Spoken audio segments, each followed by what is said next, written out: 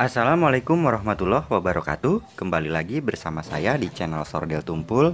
Di video kali ini saya kedatangan sebuah mainboard H61 H2MP ya.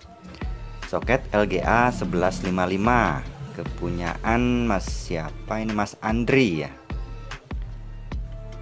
Menurut keterangan yang punya, mainboard ini nyala hidup. Jadi nyala mati ya. Saya akan langsung coba saja. Saya akan pasang nih buzzernya dan power supply dan kipas ya, pen.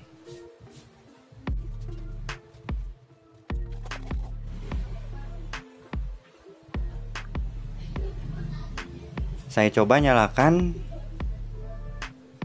Ya, mainboardnya hidup ya.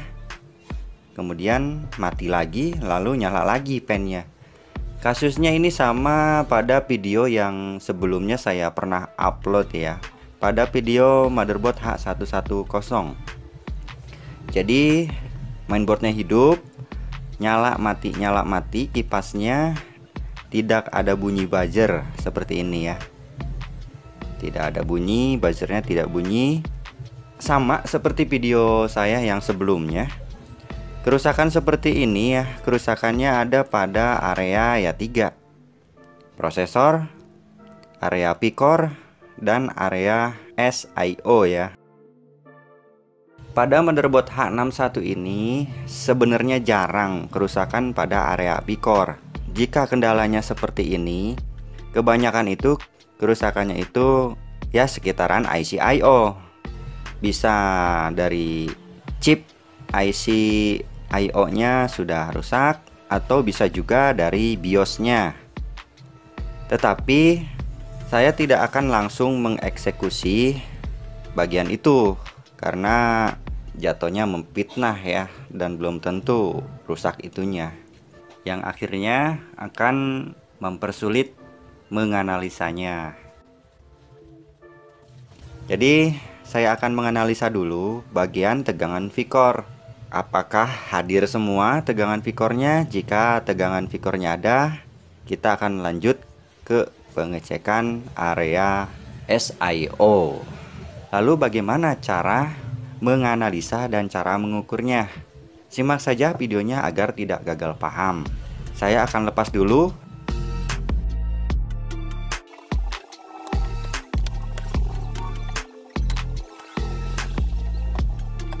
Oke, sudah terlepas ya.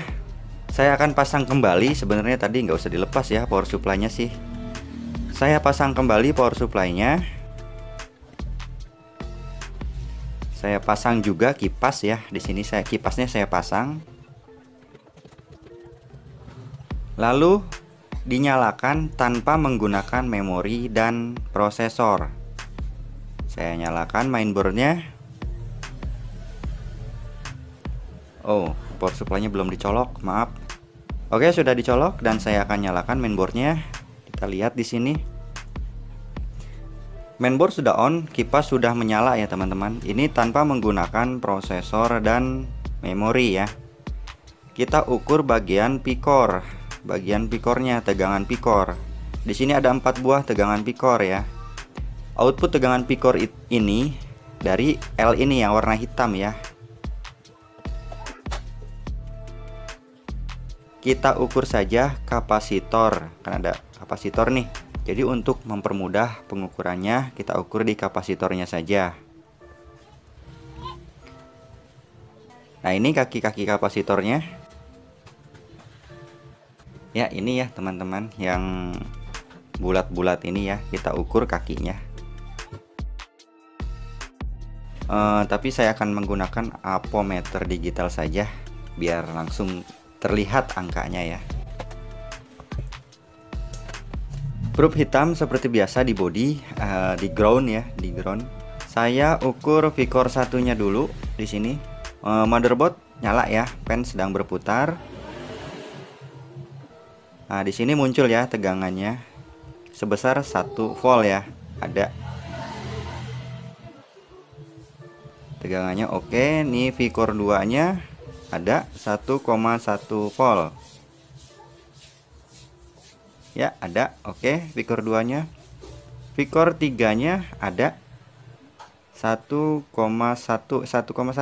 volt ya. Ya kurang lebih lah ya. 1,1 volt. Oke. Vicor 4-nya ini ada ya 1,1 volt. Ada semuanya, Vicornya bagus. Karena tegangan Vicor di sini muncul semua, kemungkinan besar area Vicor tidak bermasalah. Jadi saya akan coba cek tegangan kerja IC SIO-nya. Lanjut, saya akan cek tegangan PDD ya, PDD IC SIO. Udah pasti ada sih ya, karena ini mainboardnya bisa di on. 3,3 volt, oke. PCC IC SIO 3,3 volt, oke, sudah muncul. Nah, tegangan ini muncul setelah on ya. Lalu kita ukur tegangan BIOS-nya ya, BIOS di kaki 8, 3 volt harus ada, dan tegangannya muncul ada. Oke, bagus semua tegangan kerja IC SIO-nya, dan tegangan BIOS-nya pun ada ya. Pada motherboard H61, jika kondisinya seperti ini itu jarang terjadi kerusakan di area Vicor, tapi kemungkinan juga ya bisa ya.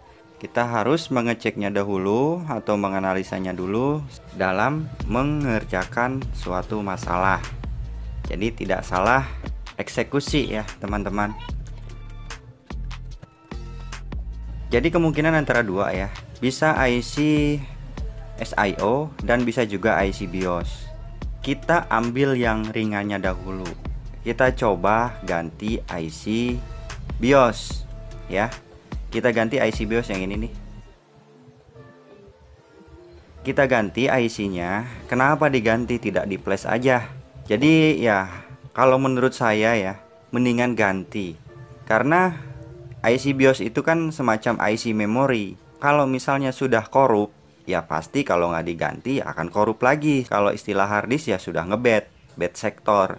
Ya kalau misalnya sudah yakin permasalahan ada di BIOS, kita ganti saja iBIOS-nya dengan yang baru dan diisi datanya, diisi firmware-nya. Lanjut saja, saya akan copot IC-nya ya.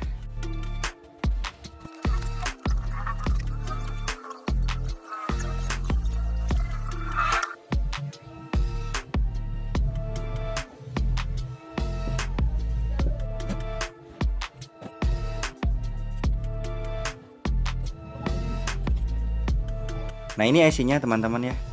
IC-nya itu menggunakan IC 25Ki32. Saya akan ambil dulu penggantinya.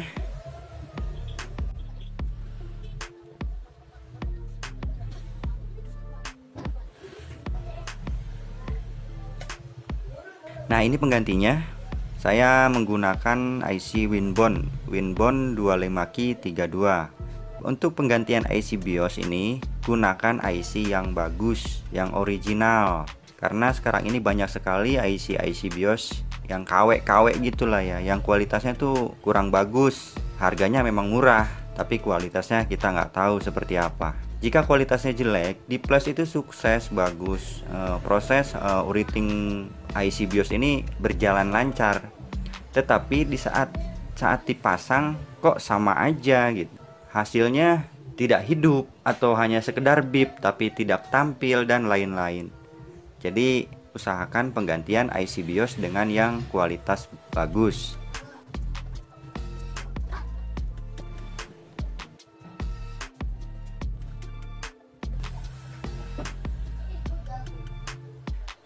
Nah, ini alat yang saya gunakan ya. Nah, ini alat yang saya gunakan untuk mengisi data BIOS-nya atau memflash BIOS-nya.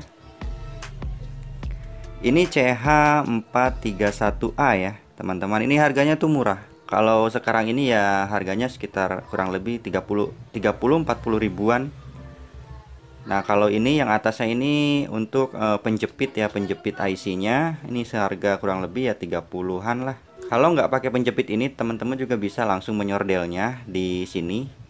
Cuman ya sedikit agak repot karena harus copot pasang ya IC-nya. Jadi saya lebih enak menggunakan jepitan seperti ini. Jadi untuk naruh IC-nya, saya pasang dulu, saya jepit dulu IC-nya.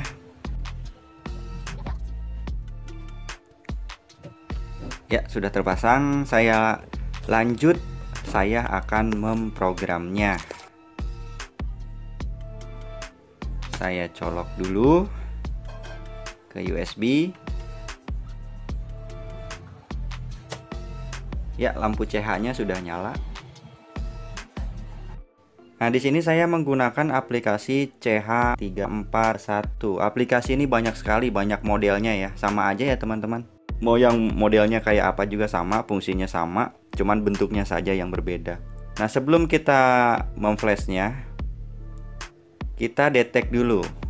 Klik detect. Nah, setelah tulisan warna biru seperti ini, berarti IC sudah terdetek otomatis tipe dan kapasitas memorinya. Kita buka file open, lalu kita cari file BIOS-nya. Nah, karena ini mainboard ECS, saya pilih ECS H61H2MP versi 10 bin ya. Nah, teman-teman bisa langsung auto di sini, pilih auto, atau juga bisa eras dulu, boleh, terserah ya, bebas. Saya pilih auto program saja. Nah, program sudah berjalan dan lampu indikator rating sudah berkedip. Kita tunggu saja prosesnya sampai selesai.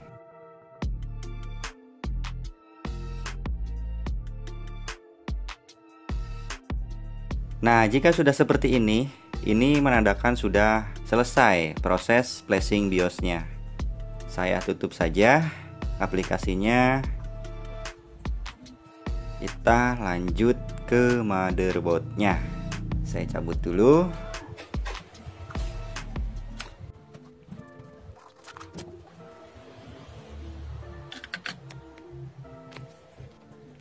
Lanjut, saya akan memasang dulu.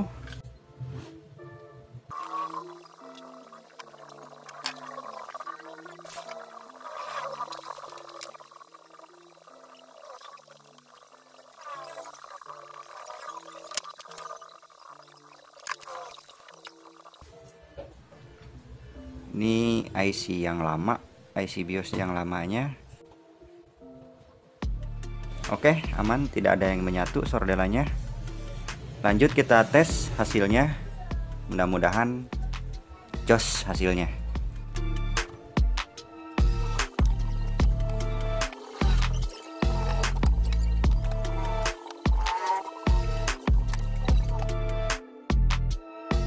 Saya memorinya tidak saya pasang dulu untuk memastikan bunyi buzzer. Karena mainboard ECS ini setelah dipasang memori itu bunyi buzzernya tidak hidup ya teman-teman, tetapi tampil di layar monitor. Rata-rata ECS seperti itu, tapi nggak semuanya sih. Saya coba on-kan saja. Nah, ini buzzernya sudah oke ya teman-teman, sudah bunyi.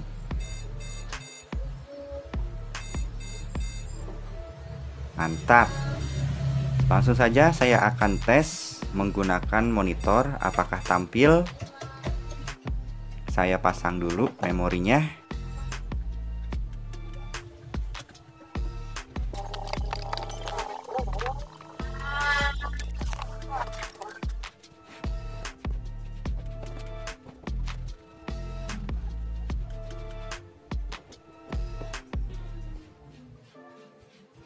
Saya coba nyalakan. Bismillahirrohmanirrohim.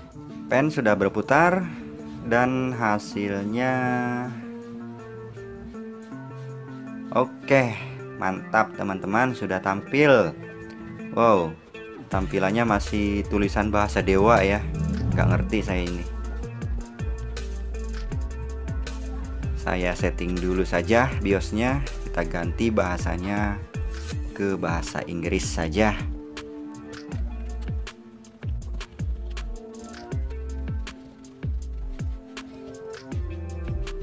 Lanjut, saya tes dengan menggunakan harddisk ya. Saya pasang SSD yang sudah ada Windows-nya.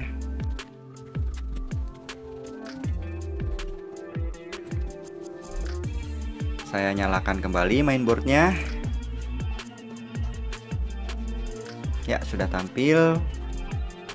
Loading Windows sudah berjalan.